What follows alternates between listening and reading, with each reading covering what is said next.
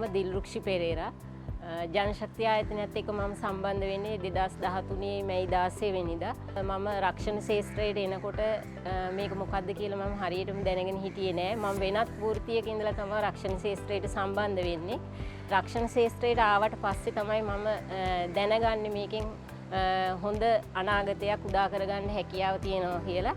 ඕන කෙනෙක්ගේ සිහිනයක් තමයි තමන්ටම කියලා වාහනයක් මිලදී ගන්න එක, තමන්ටම කියලා නිවසක් හදාගන්න එක. ඒක අපි කාගෙත් හීනයක්.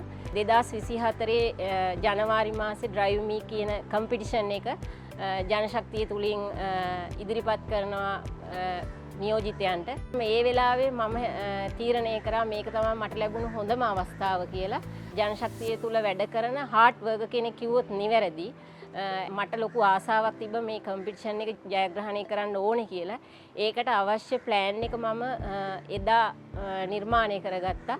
ජනශක්ති කියන්නේ හොඳ ආයතනයක්.